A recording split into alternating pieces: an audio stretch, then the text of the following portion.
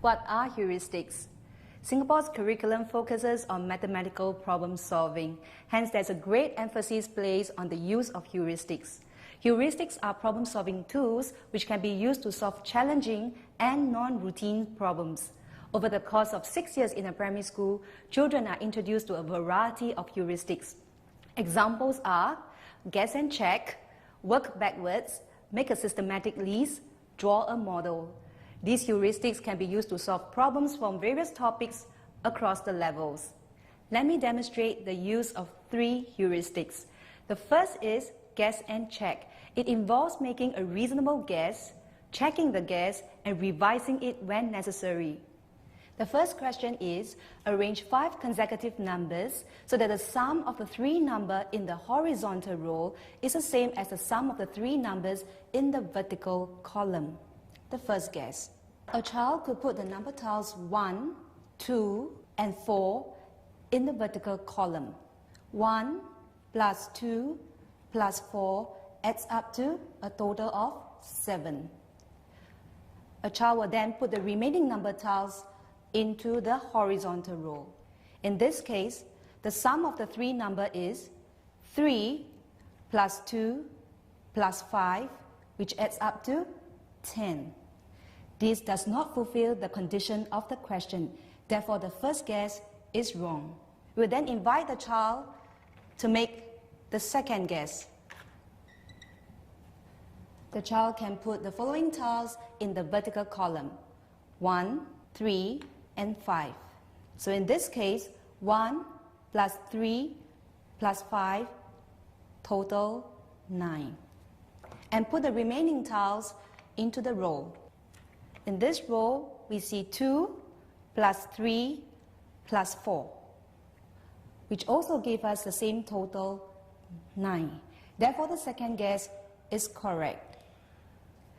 The answer then would be 1 plus 3 plus 5 is the same as 2 plus 3 plus 4. We'll now invite the children or the child to make other guesses. This is guess and check. The second heuristic is work backwards. It requires a consideration of the whole problem in a reverse order. The second question is, John had some marbles. He gave his brother 25 marbles and bought another 70 marbles. If he had 168 marbles after that, how many marbles did he have at first? So John had an initial number of marbles. After he gave his brother 25 marbles, we take away 25. At the next stage, he bought another 70 marbles, in which we have to add 70. He is then left with 168 marbles. So how many marbles did he have at first? We want to find out the initial number of marbles John had. To do this, we have to work backwards. Starting from 168, we find the number before he bought 70 marbles. So we use 168, take away 70, we get 98. So to find out the number he had initially, we have to include this number of marbles he gave away. So the second step would be 98 plus 25, which gives us 123. So John had 123 marbles at first. This is working backwards. The third heuristic is make a systematic list. It is an orderly arrangement of data. Question 3. Mrs. Lee earns $3 for each t-shirt sold. She earns an additional $10 for every 20 t-shirts sold. How many t-shirts must she sell in order to earn $350? We can solve this by making a systematic list. We can label the table, number of t-shirts sold, and the amount of money earned. First, we compute the amount of money earned by selling one batch of 20 t-shirts.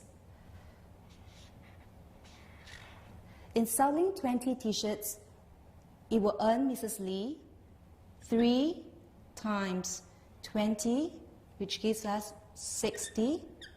Since there's additional $10, we add on $10 to $60 to obtain $70.